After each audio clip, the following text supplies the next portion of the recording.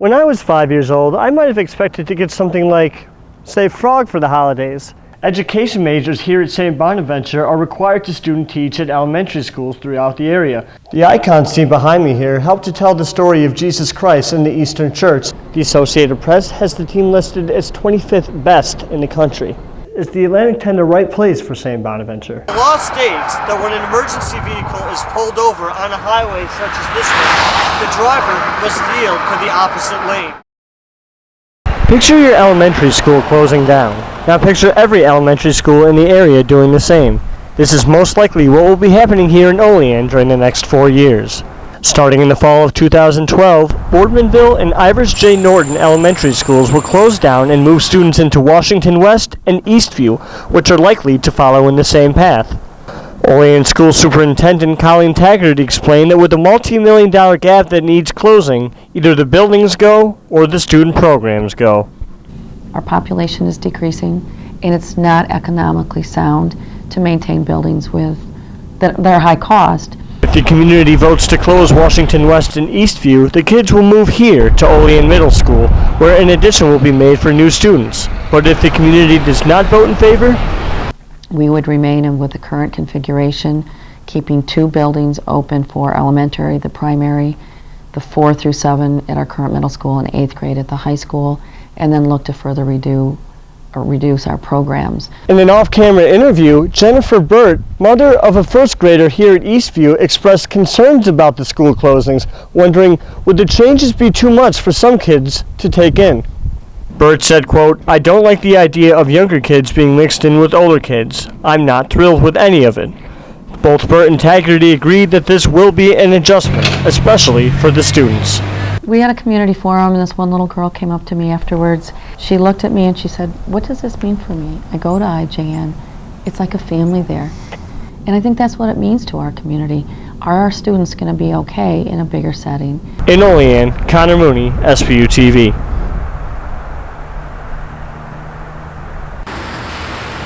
For nearly 3 decades, owners of the Old Library restaurant in Olean have run the building as just that, a restaurant.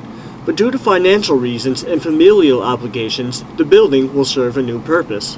We've been doing this for 30 years and going 100 miles an hour, and so we decided that we would just slow the pace up a little bit. Owner Susan Mara and her husband have decided to stop serving dinner and change the building's name from the Old Library restaurant to the Old Library Events. Instead, the staff plans to use the facility mostly to host events, such as wedding receptions and banquets. We have an expanding family with grandchildren and so forth, and we want to focus a little bit more on our family life. Mara states that events have always been a large part of their business. It enables us to be more efficient and effective in one area rather than being spread so thinly. Some local residents were saddened by the news and look back on what the business has meant to the community. It's a little disappointing that we won't always be able to go there like we used to, because we used to go there for most special occasions, but I think it's a smart business decision on Old Library's part. I think that the community here doesn't have too many fine dining establishments, and personally I was hoping to go there with my family after graduation and big events like that, so I'll miss it. From Olean, Conor Mooney, SBU TV. Their jobs as a result of local school closings. I think it's really sad, actually. But they aren't the only ones affected. Education majors here at St. Bonaventure are required to student teach at elementary schools throughout the area. Many of them teach at the 4 schools that are closing down. Like IJN, I was there for my Field Block 1 internship, and it was such a good school. They built such a strong community. The closings left the School of Education wondering, how will this affect the student teaching requirements? I don't know what they're going to do. We really don't have a clear answer to that question. It'll be harder to get all of us out in placements because I'm sure every single teacher at the schools don't want to volunteer their classroom for student teachers.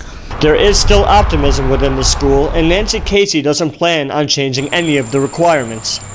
We have very strong partnerships with lots of school districts, and we know that that will continue. And School of Education may begin looking other places to send students to compensate for the loss.